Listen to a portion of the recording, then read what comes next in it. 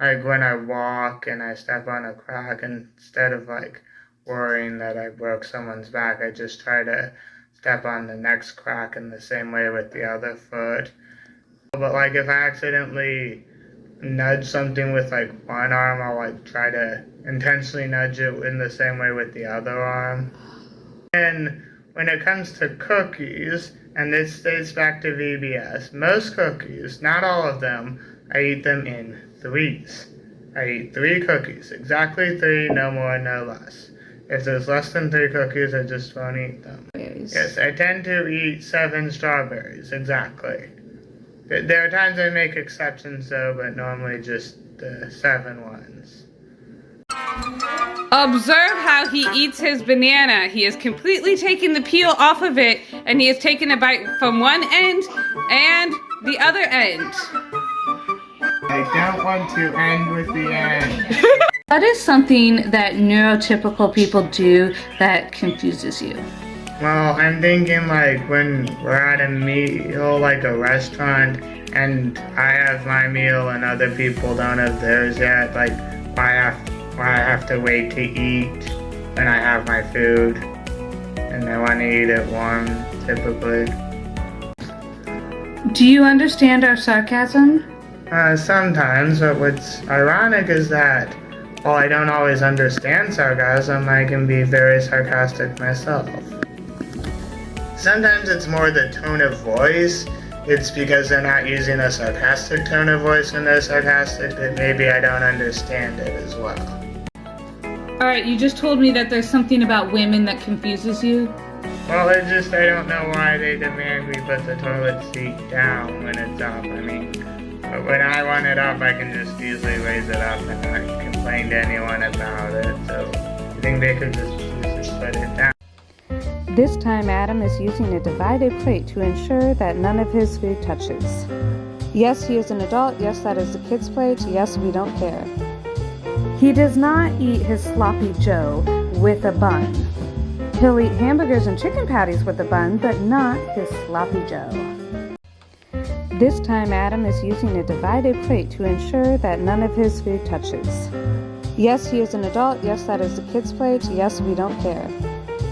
He does not eat his sloppy joe with a bun.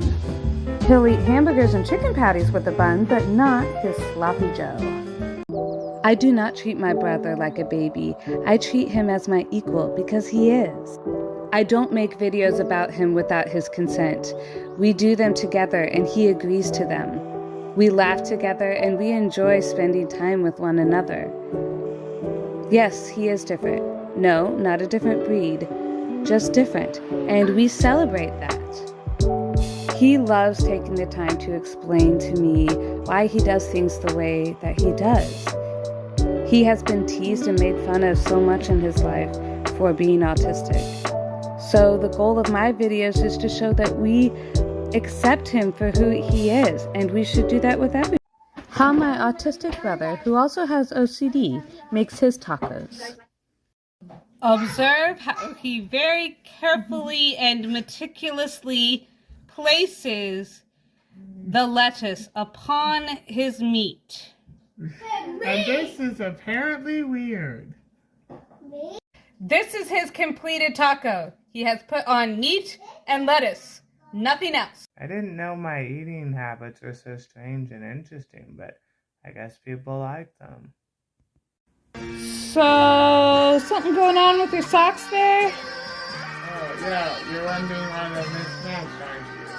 Well, there's an odd number of D's, and there's only one of D's. So I pair this with the odd one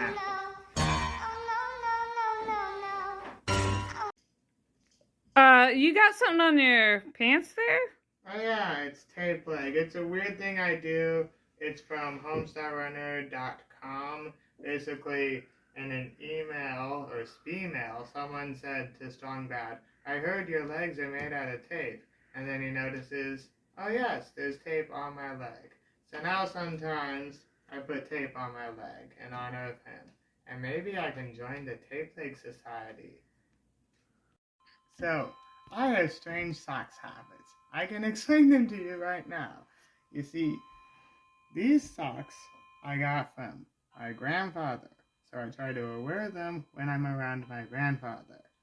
These I got later, so I try to wear them when I'm around his side of the family, and I try to avoid them when I'm around the other side of the family.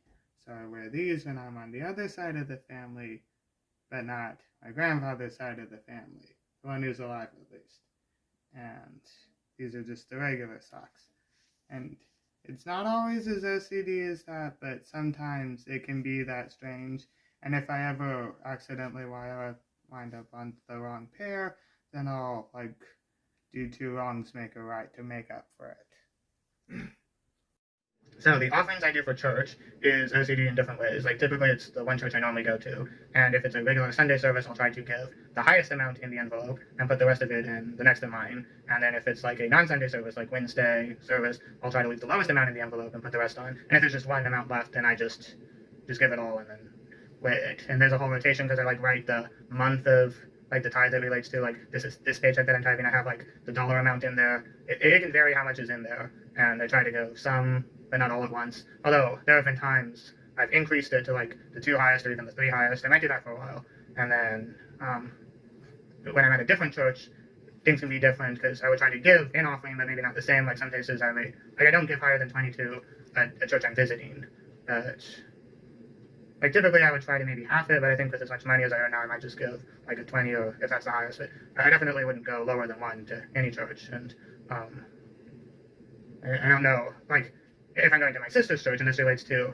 an example when Dan paid me for driving to Springfield and driving him back, and he basically he gave me $10 extra in addition to all the money I earned for that day. And so when I'm at my sister's church, I try to make sure I give $10. So in the event that the offering was less than 10 normally, then I would just delay that usual and give 10. And sometimes I give 20. And so yeah, her church is the normal exception, and every other church is just sometimes it's what I normally give, although sometimes I don't want my church to suffer financially because of it. And I've talked for a while.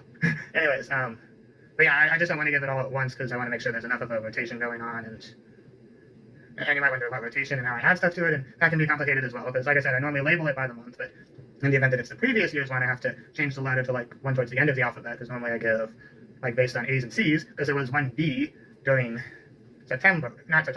August, and then I wound up getting paid for a carpool to take people home from work, so that added a C group, and the B often was just that one thing, so now it's typically A's and C's, and so the A's, if it's from January of the next year now, to make sure it's not confused with January of this year, I would change it to January Z, and with C's I'd probably change that to Y, since there's no corresponding B. I gave all of that one B offering away, and in the off chance that it's the same month as the next tithe in the rotation, because I try to tithe it chronologically, then I would leave it blank, but I'm only allowed to do this with one grouping of offering, if it's this job from this year, I can only make that label blank, otherwise I'd have to give away everything in that amount of offering and not delay any at all, and, what else?